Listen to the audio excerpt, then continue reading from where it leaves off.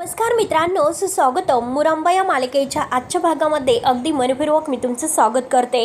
आजच्या या भागामध्ये रेवा आता ती सगळेजण गेल्यानंतर इतकी खुश होते आणि खुश होत मात्र ती आता तेथे त्याचा बाहुल्यांचा जो काही रूम आहे तर त्या रूममध्ये येते आणि छान आता टाळ्या वाजवत म्हणते की आता माझा नवीन खेळ आहे बाहुल्यांचा खेळ आणि त्याची ऑडियन्स म्हणून आहे तर चंदा आणि सगळ्यांनी टाळ्या वाजवा. आता ही रेवा एकटीच टाळ्या वाजवत असते आणि तेवढ्यात तेथे चंदा येते. चंदा आता म्हणते की वा वा वा खूपच भारी ग, सगळ्या बाहुल्यांना पाहत आणि काय ग हा खेळ तर तुझा खूपच जुना असेल असं विचारते. तू काही पण म्हण परंतु आज या खेळामध्ये जी रंगत आलेली आहे ना ती वेगळीच आहे बरं का. दोघे आता एकमेकींना कधी खोशून हसतात आणि आता दारूचे ग्लास आहे तर ते हातामध्ये घेत म्हणतात की सेलिब्रेशन तर व्हायलाच पाहिजे म्हणून आता एकमेकींना चेअर्स करत दोघी आता खूप आनंद एन्जॉय करत आहे. त्यावरती रेवा म्हणते की चंदा अगं सेलिब्रेशन तर खेळ जिंकल्यानंतर करतात, आता कुठेतरी मी माझी चाल खेळायला सुरुवात केलेली आहे. चल आता मी तुला खेळ दाखवते, बस खाली लवकर बस आणि चल आता सुरू करूयात का चंदाला विचारते. चंदा म्हणते की हो नक्कीच. आणि तेथे ठेवलेल्या बॉक्सच्या आतमधून मात्र तिने दोन बाहुले ठेवलेले असतात, एक बाहुला आणि बाहुली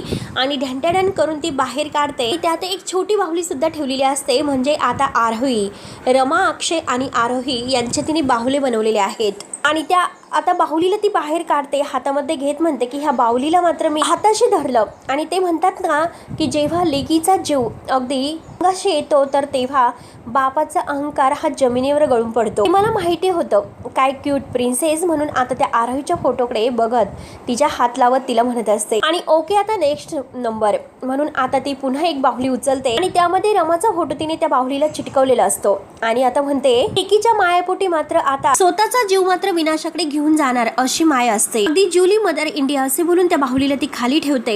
तर आता त्यातून तिसरा बाहुला काढते तर त्यामध्ये आता फोटो असतो अभिषेकचा. अभिषेक सारखा तो बाहुला ती बाहेर काढते आणि म्हणते की याला म्हणतात की तत्वज्ञानी. आता फक्त मी 2 पावलं त्याच्यावर प्रेमाने इशाऱ्यावर चालायला चालते आणि त्याच्याशी जर प्रेमाने बोललं तर तो लगेच माझ्या इशाऱ्यावर नाचायला सुरुवात करतो. तेव्हा आता चंदा म्हणते की अगं पण तू काही पण म्हण, जे काही घडत आहे ते अगदी तुझ्या मनाप्रमाणे घडत आहे. तर त्यावरती रेवा म्हणते की अगं मनाप्रमाणे नाही तर प्लॅन प्रमाणे घडत आहे, कारण आयुष्यामध्ये सगळं काही मनाप्रमाणे होतच नाही आणि जो डोकं चालवतो तोच मात्र परिस्थितीला वळवू शकतो. लोकांना तर असं वाटतं की ते स्वतःच्या पायावर चालतात. हे तीनही बाहुली ती हातामध्ये घेते आणि म्हणते की त्यांना दुसरंच कोणीतरी चालवत आहे आणि तिनेही त्या बाहुल्यांना मात्र ती दिव्यावर धरते. चंदा ओरडते की अगं ते जळतील. त्यावरती रेवा म्हणते की अगं चंदा ते तर जळायलाच हवेत, कारण त्यांचे जन्म तर त्यासाठी झालेले आहेत, कारण मागच्या वेळेस मी सगळ्यांच्या समोर एक्सपोज झाले होते आणि यावेळेस मात्र मी तसं काही होऊन देणार नाही. यावेळेस मात्र मी मुकादमांच्या सदस्यांना मात्र एकमेकांच्या विरुद्ध लढायला भाग पाडणार आहे आणि कुणाला हे सुद्धा कळणार नाही की सुरी नक्की कुणाची होती आणि जखम मात्र कुणाला झाली. त्यात आता अक्षयची जी बाहुला आहे तर ती काढते आणि म्हणते की अक्षय मुकादम, अरे तू तर अजून वाकला नाही, जोपर्यंत तू वाकत नाही तोपर्यंत मी तुझी वाट बघत राहील, पण तुला मात्र मी माझ्या हातचा बाहुला बनवल्याशिवाय मला मात्र चैन पडणार नाही. असं आता हे रेवाचं रूप आहे दाखवण्यासाठी वेगळे. आणि आता इकडे मात्र तिला आतमधून रमा आणि अक्षयचा बदला घ्यायचा असतो, त्यांना संपवायचं असतं, यासाठी तिचे कारस्थान सुरू असते आणि त्यात म्हणजे ही चंदा तिच्या मदतीला आहे. अक्षयचा फोटो हातामध्ये घेत म्हणते की वाचव, स्वतःला किती वाचवायचं असेल ते वाचू शकतोस. आणि तेवढ्यात तांबटकर तिला आवाज देतो की रेवा तू कुठे आहे. आता ही रेवा लगेच आवाज देते की विशू 5 मिनिट मी चेंज करत आहे. लगेच आता तो पडदा बंद करते आणि म्हणते की शोज एंड आउट आणि चंदा तिच्या हातामध्ये ग्लास देते आणि त्या ग्लासमधील ती दारू पिऊन घेते. त्यानंतर आता इकडे सगळेजण रमाक्षय आणि आरोही येण्याची वाटच पाहत आहे आणि तेवढ्यात आरोही रमाक्षय घरी येतात. मयुरी धावतच त्यांच्याजवळ येते आणि आलात का तुम्ही असं विचारते. आरोहीला जवळ घेत म्हणते की आरोही बाळा तू कशी आहेस, ताप उतरला नाहीचा, बरं वाटतं ना. तेवढ्यात पार्वती आजी म्हणते की मयुरी तू आरोहीला घेऊन आतमध्ये जा, तिला झोपव व्यवस्थित. तेवढ्यात रमा आणि अक्षय पार्वती आजीकडे पाहत असतात. आता पार्वती आजीला नक्की काय उत्तर द्यायचं हेच त्यांना काही कळत नाही.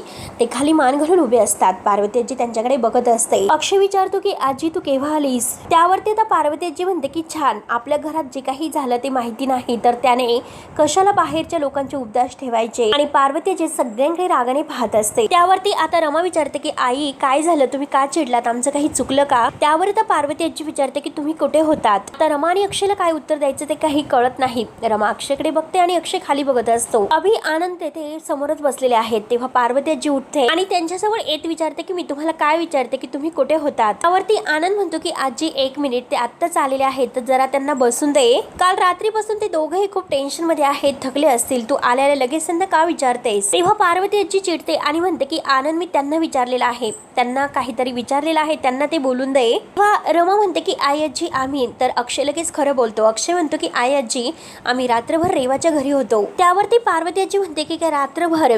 अक्षय म्हणतो की हो. आणि तेव्हा पार्वती आजी तर चिडते आणि रागावून म्हणते की हे पण कधी शहाणपण येणार आहे तुम्हाला. त्या मुलीने आपलं घर उद्ध्वस्त केलं होतं तरी सुद्धा तिच्यावर इतका विश्वास का ठेवला तुम्ही. त्यावरती रमा म्हणते की आई आजी परिस्थितीच तशी होती, आरोहीची तब्येत ठीक नव्हती आणि ती फक्त आणि फक्त रेवाचं नाव घेत होती. त्यावरती पार्वती आजी म्हणते की रमा अगं परिस्थितीचं काय सांगते मला. माणसाची परिस्थिती बदलू शकते परंतु जर नियती जर बदलली नाही तर परिस्थिती नाही बदलू शकत. आणि ती रेवा कशी आहे की अगदी सापासारखी आहे, एक वेळ काट टाकेल परंतु विष नाही टाकणार, लक्षात ठेवा. हे बघ रमा, तुझ्याकडून तरी मला काहीतरी शानपणाची अपेक्षा होती, तू असं काहीतरी करेल मला कधीही वाटलं नव्हतं. त्यावरती अक्षय म्हणतो की आजी बास, रमाला इतकं बोलण्याची गरज नाही, तिची काहीही चूक नाही. हा निर्णय तिचा एकटीचा नाही तर आमच्या दोघांनी मिळून हा निर्णय आम्ही घेतला होता. आणि मी सुद्धा तेथे होतो तर मी स्वतः आरूला तिकडे घेऊन गेलो होतो आणि परिस्थिती तशी होती म्हणून आम्हाला घेऊन जाणं भाग होतं. कुणाच्याही दबावाखाली येऊन आम्ही हा निर्णय घेतलेला नव्हता. त्यामुळे तू ह्या सगळ्याचा फक्त रमाला दोष देऊ नकोस. तेव्हा आता पार्वती आजी म्हणते की हो ना, तिने तर आपल्यावर उपकारच केलेले आहेत, ती परत एकदा आपल्या घरात शिरणार म्हणजे शिरणार. एवढं महान काम तिने आपल्यासाठी करून ठेवलेलं आहे तर उद्या जर ती दारामध्ये आली तर तिला कोण अडवणार आहे. त्यावरती अक्षय म्हणतो की बास कर आता. अक्षय आता खूपच रागावतो, चिडतो आणि म्हणतो की बास करा हा विषय, प्लीज हा विषय आता नकोय, बंद करा इथे. आणि हे बघा मला आता जरा शांतता हवी आहे. त्यावरती रमा मात्र अक्षयकडे बघत असते आणि आपल्या मनात म्हणते की मला माहिती होतं की तुम्ही नक्की आई आजींसमोर माझी बाजू घेता आणि बोलता, पण तरी सुद्धा तुम्ही माझ्यावर चिडलेला आहे ती मला समजतं. आता अक्षय पुन्हा आजीला सॉरी बोलतो आणि आतमध्ये निघून जातो. अक्षयला खूपच डिस्टर्ब झालेलं असतं. तेव्हा आता रमा सुद्धा काही उत्तर देत नाही आणि ती सुद्धा कावरी बावरी होत मात्र आतमध्ये निघून जाते. तेव्हा आता पार्वती आजीला फार टेन्शन येतं. पार्वती आजी पुन्हा सोप्यावर बसते आणि म्हणते की देवा, अरे परत ते टेन्शन आणू नकोस प्लीज. ह्या कुटुंबाच्या सुख शांतीला मात्र कुणाची दृष्टी लागून देऊ नकोस. त्यानंतर आता अक्षय फ्रेश वगैरे होऊन बाहेर येतोय आणि विचार करत आहे आणि तेवढ्यात रमा सुद्धा फ्रेश वगैरे होते आणि त्याच्यासाठी कॉफी घेऊन येते. काही न बोलता आता ती अक्षय समोर तो कॉफीचा कप धरते. अक्षय तो कप उचलतो आणि रमा मात्र आता अक्षयला म्हणते की तुम्ही सगळ्यांच्या समोर बाहेर माझी बाजू घेतलीस, खरंच मला. तेव्हा अक्षय म्हणतो की रमा हा चेष्टेचा विषय नाही, त्या रेवाला तू घरात येण्याची परवानगी देतेस पण फार मोठी चूक तू करत आहे, लक्षात ठेव. त्यावरती आता रमा म्हणते की चूक मी केली आणि त्याची शिक्षा सुद्धा मी भोगलेली आहे आणि ती शिक्षा सुद्धा मी भोगली असती. आई आजी जे काही बोलले असते ते मी सहन केलं असतं. त्यावेळेस तुम्ही कशाला मध्ये पडायचं होतं आणि तुम्ही सगळं काही स्वतःवर का घेतलंस. त्यावरती आता लगेच अक्षय म्हणतो की कारण माझं तुझ्यावर प्रेम आहे आणि कोणी जर तुझ्यावर ओरडलं तर ते मला सहन होत नसतं. आणि हे बघ, तू आणि मी काही वेगळे नाही, तुझी चूक ती माझी चूक, तुझं दुःख ते माझं दुःख आणि मुळात म्हणजे हा विषय गमतीचा नाही, लक्षात ठेव. तुला आता प्रवासातून येताना मात्र विनोद सुचत होते. त्यावरती आता रमा म्हणते की अहो हे बघा तसं नाही, तुमचा राग शांत होण्यासाठी हे सर्व मी करत होते. त्यावरती आता अक्षय चिडतो आणि म्हणतो की मी होईल शांत, मला थोडासा वेळ हवा आहे, होईन मी शांत. तेव्हा आता रमा शांत होते आणि खाली मान घालून ती अक्षयकडे पाहत असते. अक्षय कॉफी वगैरे पितोय आणि तो टॉवेल तो समोर बेडवर टाकून रमाला म्हणतो की तो वाळायला टाक आणि तसा ड्रॉवर मधून काहीतरी घेतो आणि लगेच रागाने तो बाहेर जातोय. आणि आता मात्र रमा ही पाहतच असते. त्यानंतर इकडे चंदा आणि रेवा यांची काहीतरी साफसफाई सुरू असते. सोपा हलवत असतात तर चंदा म्हणते की अगं कशाला हलवायचा, हा जसा होता तसाच राहून द्यायचा. त्यावरती रेवा म्हणते की चंदा अगं असं नाही, गोष्टींच्या आणि वस्तूच्या जागा असतात तर त्या बदलल्या पाहिजे, चेंज झाल्या पाहिजे. आणि काय होतं की समोरच्याचा अंदाज चुकत नसतो, मग ते घर असो किंवा डाव असो, समोरच्याला अगदी गोंधळात टाकता आलं पाहिजे. म्हणून त्या दोघी आता सोपा ह्या अगदी सरकवत असतात आणि दोघींनाही आता काहीतरी करायचं असतं. तेव्हा चंदाला दुसरं काम सांगते आणि तोपर्यंत ती सोफा एकटी मात्र सरकवत असते. तेवढ्यात तिथे तांबटकर येतो. तांबटकर म्हणतो की रेवा डार्लिंग, अगं काय काय सुरू आहे, सर्व काय चाललंय, ते घराचं काय करते, युद्धभूमी रणांगण वगैरे करते की काय, नक्की हे काय सुरू आहे तुझं. त्यावरती रेवा म्हणते की अरे विशू, मी जागा जरा नव्याने सेट करते म्हणजे मन कसं प्रसन्न राहते. त्यावरती आता लगेच तांबटकर म्हणतो की हे बघ, म्हणजे कसं की स्वतःच्या घराची मांडणी करणं ते तिथपर्यंत ठीक आहे, पण इतरांच्या घराची मांडणी बदलणं त्या फंदामध्ये मात्र डार्लिंग पडू नये. त्याचा परिणाम खूप घातक ठरू शकतो. तेव्हा आता तांबटकरच्या ह्या बोलण्याचा रेवा विचार करत आहे. परत ती आता काही न बोलता तर सोफा सरकवत असते. तांबटकर तिला पुन्हा म्हणतो की डार्लिंग, कळते ना मी तुला काय म्हणतो, फक्त ऐकून न ऐकल्यासारखं का करतेस. त्यावरती आता रेवा म्हणते की विशू, मी काही चुकीचं करत नाही. इनफॅक्ट म्हणजे मुकादमच मला जवळ करतात. आणि एक गोष्ट बघ, आपण तर 5 गणी सोडून जाणार होतो, पण तरी सुद्धा त्यांनी आपल्याला बोलावून घेतलं, आपल्याला अडवले. त्यावरती तांबटकर म्हणतो की हो, ते तर गोष्ट तुझी बरोबर आहे. आणि तो तिला हाताला धरून खाली बसवतो आणि तो दोघं एकमेकांशी गप्पा करत असतात. तांबटकर रेवाला समजावतो की हे बघ रेवा, काळजी घेणं हे वेगळं असतं आणि दुसऱ्यांच्या घरामध्ये स्थान मिळवलं हे वेगळं असतं. त्यामुळे मला असं वाटतं की हळूहळू मात्र तू त्यांच्या घरातील जी रिकामी जागा आहे तर ती व्यापत चाललेली आहे. तर आणि हे बघ डार्लिंग, जास्त प्रेम दिल्यामुळे आणि जास्त जवळ गेल्यामुळे माणूस हा गुदमरू शकतो. त्यावरती रेवा आता तांबटकरचं बोलणं ऐकून म्हणते की विशू, हे बघ, आता मात्र मी आरोहीच्या जवळ गेलेले नाही, ती माझ्या जवळ आलेली आहे, लक्षात ठेव. तांबटकर म्हणतो की हे पग मला मान्य आहे, परंतु मला नक्की काय म्हणायचं आहे हे समजून घे. आणि हे पग त्यांना सुद्धा आपण काहीतरी स्पेस द्यायला हवी, त्यांना जगण्यासाठी मोकळा श्वास घेऊन द्यायला हवा. हे लक्षात घे, मला नक्की काय म्हणायचं आहे, मी काय म्हणतो त्याचा विचार कर. तेव्हा रेवा आता तांबटकर समोर हो हो करत असते. त्यावरती रेवा म्हणते की हो ठीक आहे, तू जर म्हणत असला तर मात्र नक्की ह्या गोष्टीवर मी लक्ष घालेल आणि काळजी घेईल. आणि तो बाय करून आता निघून जातोय. त्यानंतर मात्र रेवा ही आता बरोबर त्याला होला हो करते. त्यावरती रेवा आपल्या मनात म्हणते की त्यांनी श्वास कधी घ्यायचा आणि किती वेळ घ्यायचा आणि त्यांचा फास मात्र किती वेळ आवळायचा आणि किती वेळ नाही, त्यांना मोकळं सोडायचं हे मी ठरवेल. त्यानंतर आता आरोही आपल्या रूममध्ये टेडीशी बोलत असते आणि 2 टेडी तिच्या जवळ असतात आणि ती म्हणत असते की आता दोघांनी एकमेकांशी भांडायचं नाही, गुपचूप झोपायचं, त्रास द्यायचा नाही. आणि रमा मात्र दरवाजातून हे सर्व पाहते आणि ती हसत असते. त्यानंतर ती आरोहीच्या जवळ येते. आरोही तिच्याकडे बघून हसते.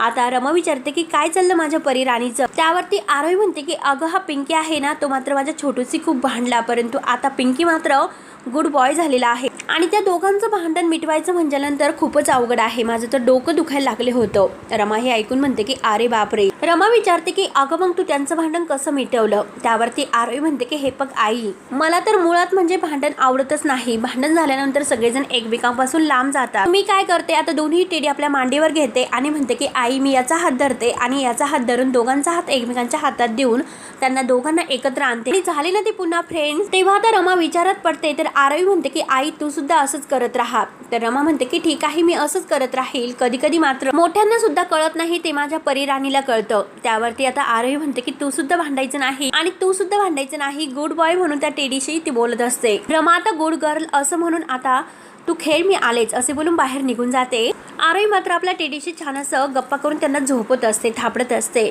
त्यानंतर आता रमा बाहेर येते. आता अक्षय मात्र बाहेर तेथे बसलेला असतो. काहीतरी विचार त्याचा सुरू असतो, विचारतच असतो. नक्की आता विचार करून तो तेथे खाली सोफ्यावर बसतो आणि तेवढ्यात रमा आता बाहेर येते. इकडे तिकडे पाहते आणि अक्षयला विचारते की सापडलं का काही. आणि मला तर तिकडे काहीच दिसत नाही असं मुद्दाम ती अक्षयशी बोलण्याचा प्रयत्न करत आहे, पण तरी सुद्धा अक्षय काही ऐकायला तयार नसतो. अक्षय एकही शब्द बोलत नाही. तर रमा पुन्हा त्याच्या जवळ येते आणि म्हणते की हे बघा, जेव्हा तुम्ही रागवलेलं असता तर तेव्हा मला तुम्हाला एकट्याला सोडायचं नसतं. जेव्हा आपल्यामध्ये भांडण झालेलं असतं तर तेव्हा एकमेकांकडे अशी पाठ फिरवायची नसते. एकमेकांच्या समोर उभं राहून ते आता एकमेकांना समजावून सॉल्ट करायचं असतं. आणि हे बघा, मला माहिती होतं की तुम्ही कुठेच जाणार नाही, तुम्ही इथेच असणार आहे. तरी सुद्धा आता अक्षय काही बोलत नाही. तो खाली मान घालून विचारतच असतो. रमा त्याच्याकडे बघत असते की कधी अक्षय तिच्याशी बोलेल म्हणून. त्यावरती आता अक्षय विचार करतो आणि रमाला म्हणतो की हे बघ, फायनली मात्र मी आता असं गृहीत धरतो की तुझा त्या रेवावर विश्वास बसलेला आहे. त्यावरती आता रमा म्हणते की मी तुम्हाला कित्येक वेळा सांगत आहे आणि रोज सुद्धा हेच सांगत आहे, रेवावर नाही तर आरोहीवर विश्वास ठेवलेला आहे. त्यावरती आता अक्षय म्हणतो की तू आरोहीला मध्ये घेऊ नकोस. मुळात म्हणजे तुला रेवावर विश्वास ठेवायचा आहे आणि आता तू आरोहीला त्यात मध्ये घेऊ नकोस. आणि मी तुला इतकं समजावलं, इतकं सर्व काही झालेलं आहे. आतापर्यंत रेवाने आपल्याला किती त्रास दिलेला आहे, तरी सुद्धा तू ते सगळं काही विसरलीस आणि त्या रेवावर विश्वास ठेवायला तयार झालीस का. काय रमा, नक्की तुला काय वाटतं. तेव्हा आता अक्षय असं म्हटल्यानंतर रमा म्हणते की तुम्ही विसरलात का, आरोहीची अवस्था कशी झाली होती. आरोहीला किती ताप भरलेला होता, तिचा ताप उतरायला काही तयार नव्हता आणि ती तापेमध्ये सारखं रेवाचं नाव घेत होते आणि रेवामुळेच मात्र ती आता बरी झाली. हे तर तुम्ही तुमच्या डोळ्यांनी बघितलेलं आहे आणि तुम्ही अनुभवलेलं सुद्धा आहे. त्यावरती आता अक्षय म्हणतो की हो ना, फारच रेवाने कमालच केलेली आहे. एका रात्रीत मात्र तिने आपल्या मुलीला कसं बरं केलं. त्यामुळे तू जादूगारीन आहे का, ती काही जादूगारीन आहे म्हणून ती हे सर्व करू शकते. त्यानंतर रमा रमा म्हणते की हे बघा अक्षय, मी तुम्हाला अजून सुद्धा सांगते, आणि आरोहीचं बरं होणं हे तुम्हाला संशयास्पद वाटतं का? त्यावरती अक्षय म्हणतो की रमा हे बघ प्लीज, तू काही विषय वाढू नकोस, तुला तर चांगलंच माहिती आहे की मला नक्की काय म्हणायचं आहे ते, आणि त्या भ्रमात मला पकडू नकोस. त्यावरती आता रमा म्हणते की नाही, मी नाही पकडत तर तुम्ही पकडतात. त्यावरती अक्षय म्हणतो की काय, मी पकडतो? मी? तेव्हा आता रमा म्हणते की हो, तुमच्या समोर असलेल्या सत्याचं उत्तर तुमच्याकडे नसते तेव्हा तुम्ही त्याला संशय म्हणून झिडकारून टाकतात. तेव्हा आता ह्या रेवावरून रमा आणि अक्षय यांच्यामध्ये खूप असे वाद व्हायला सुरुवात होतात. तर आता अक्षय वैतागतो रमाला समजून आणि म्हणतो की हे बघ, आता ही समजवण्याच्या खूपच पलीकडे गेलेला आहे आणि याचं सगळं काही रूपांतर रागात होत आहे, आणि त्या रागाची मला खरंच खूप मोठी भीती वाटते. आणि खरंच मला इतकी भीती वाटते म्हणजे कसं, की तुला ते माहिती आहे का की आजवर मी जिच्यावर इतका विश्वास ठेवला, म्हणजे तू जर बरोबर असेल तर मी अख्खं जग जिंकेल असं विश्वास मी तुझ्यावर ठेवलेला आहे. आज मात्र तीच माझ्या बरोबर नाही. मी तिला समजवण्याचा प्रयत्न करतो की जे चांगलं काय आहे, वाईट काय आहे, परंतु ती माझी साथ देत नाही आणि उलट त्या वाईटाची साथ देऊन विनाश घरामध्ये घालत आहे. हे न समजणारी रमा तू खरंच इतकी मूर्ख नाही. अक्षय तिला इतकंच काही समजवण्याचा प्रयत्न करत आहे की रेवा चांगली नाही, रेवा कधीही बदलणार नाही, ती आपल्या आयुष्याचा विनाश करायला आलेली आहे. पण तरी सुद्धा रमा काही ऐकायला तयारच नसते. आरोहीच्या बाबतीत आता रमाने त्या रेवावर विश्वास ठेवलेला असतो आणि त्या रेवाला घरी येण्यासाठी सुद्धा तिने दरवाजे मोकळे केलेले आहेत, आणि हेच अक्षयला पटत नसतं. अक्षय वारंवार तिला तेच समजवण्याचा प्रयत्न करत आहे, पण तरी सुद्धा रमा काही अगदी त्याचं ऐकायला तयार नाही. तू तर आता रेवावर विश्वास ठेवला, मग रमा तूच सांग की मी तुझ्यावर विश्वास कसा ठेवू? तू तर रेवा बरोबर आहे. त्यावरती आता रमा सुद्धा अक्षयला म्हणते की हे बघा अक्षय, मी तुमच्या बरोबरच आहे. आपले विचार वेगळे असू शकतात, परंतु काही झालं तरी आपण वेगळे नाही होऊ शकत, हे लक्षात घ्या. आणि नेहमी एक गोष्ट लक्षात ठेवायची आहे की आपण एकमेकांच्या विरोधात नाही, आपण तर एकमेकांसाठी आहोत. एकमेकांची साथ द्यायला, एकमेकांच्या सोबत असायला हवं आहे. तेव्हा आता अक्षय पूर्णपणे वैतागून गेलेला असतो. त्याच्या डोळ्यात पाणी येतं आणि तो आपल्या डोळ्यातील पाणी वगैरे पुसतो आणि तो अक्षय तिला समजावतो की हे बघ, कितीही म्हणजे तुला समजवण्याचा प्रयत्न केला पण तू ऐकायला तयार नाही. मी तुला शेवट एकच गोष्ट सांगतो की किती काही झालं तरी येथून मात्र तू हलू नकोस, म्हणजे कुठून की माझ्या हृदयातून. रमा, तू जोपर्यंत इथे आहे तोपर्यंत माझं जीवन हे धडधडत आहे, आणि जेव्हा तू माझ्या सोबत आहे तर तोपर्यंत ते धडधडत आहे, आणि ज्या दिवशी तू माझी साथ सोडून जाशील त्या दिवशी मात्र ती धडधड कमी होईल, माझं जीवन थांबेल. आता अक्षय असं म्हटल्यानंतर रमा म्हणते की हे बघा अक्षय, तुम्ही असं का बोलतात? मी नेहमी तुमच्या सोबत आहे, तुमच्या बरोबर आहे, आणि तुम्ही हे का समजून घेत नाही? तुम्ही का असा इतका विचार करतात? आणि प्लीज आता असा विचार करू नका आणि इतकं टेन्शन घेऊ नका, मी तुमच्या कायम सोबत आहे. आणि रमा ही अक्षयचे हात धरते आणि चला आता घरी असं म्हणते. तेव्हा आता ती अक्षयचा हात धरून त्याला आतमध्ये घेऊन जायला ओढते, परंतु अक्षय मात्र तिचा हात धरून तिला थांबवतो. तेव्हा आता रमा पुन्हा मागे वळून पाहत असते आणि अक्षय सारखा आता रमाकडे पाहत असतो आणि रमा त्याच्याकडे बघत असते. आता अक्षयला काय म्हणायचं आहे रमा त्याला समजावते, समजून मात्र ती त्याला आतमध्ये चल म्हणत असते. आणि आता दोघे एकमेकांकडे अगदी हातामध्ये हात देऊन पाहत असतात. आणि आता रमा म्हणते की अहो घरामध्ये चला असं खुणावते, पण अक्षय तिच्या हाताकडे बघत असतो. तो धरलेला हात तो काही सोडत नसतो. तर शेवटी आता दोघे एकमेकांकडे बघत मात्र आता आतमध्ये जायला निघतात. तर हा भाग येथेच संपतो. पुढील भागामध्ये घरामध्ये आता कसलं तरी पूजेची कार्यक्रमाची तयारी सुरू असते. सगळेजण तयारी करत असतात. सगळ्यांचे अगदी पूजेला म्हणजे काहीतरी सजावट वगैरे सगळं सेलिब्रेशन असतं. आणि तेवढ्यात आरोही म्हणते की आई, रेवा मावशीला बोलवायचं का? आता रेवा मावशीचं नाव घेतल्यानंतर अक्षयला तर फार राग येतो आणि पार्वती आजीला सुद्धा. तेव्हा रमा आता सगळ्यांना समजावते की ती रेवाला बोलवायचं म्हणते पूजेला. त्यानंतर आता अक्षय रमाला बाजूला घेतो आणि तिला समजावतो की हे बघ, मी त्या रेवावर कधीही विश्वास नाही ठेवू शकणार आणि ठेवणार सुद्धा नाही. आणि माझ्यासाठी काय आहे की तू आणि आरोही माझा जीव की प्राण आहात. माझ्यासाठी तुम्ही खूप महत्त्वाचे आहात. आणि हे बघा, मात्र मी रेवावर विश्वास ठेवण्याचं तुमच्यासाठी नाटक करू शकतो. त्यानंतर मात्र आता अक्षयने हे नाटक केलेलं असतं यांच्या दोघींसाठी. तर रमा आता खूप छान तयार होते आणि ती आरोहीच्या सोबत आता रेवाला फोन करते आणि म्हणते की हे बघ अगं, आज घरामध्ये पूजा आहे आणि त्यात आरोहीची खूपच इच्छा आहे की तू घरी यावं म्हणून. आरोही खुश होत आता म्हणते की मावशी यायचं म्हणून. रेवा आता फोनवर अगदी खुश होण्याचं नाटक करते आणि नक्की येईल असं म्हणते. आणि आता रमा आता खूप छान पूजेला तयार झालेली असते. आरोही तर आता मावशी येणार आहे म्हणून खूपच अगदी खुश असते. आता अक्षय तयार झाल्यानंतर तो विचारतो की सगळं काही ठीक होईल का. त्यावरती रमा म्हणते की हे बघा, तुम्ही काही टेन्शन घेऊ नका, सगळं काही ठीक होईल. त्यानंतर आता इकडे रेवा सुद्धा पूजेला जायला तयार होते. ती सुद्धा आता चंदाला म्हणत असते. रेवा आता ह्या चंदाला म्हणते की आता ह्या मुकदमांना असं वाटत असेल की आता त्यांच्या जीवनामध्ये एक असा आनंदाची क्षण झुळूक आलेली आहे, परंतु त्यांना हे कधी वादळ आणि कधी त्यांचं आयुष्य उडून जाईल तेच त्यांना नाही कळणार.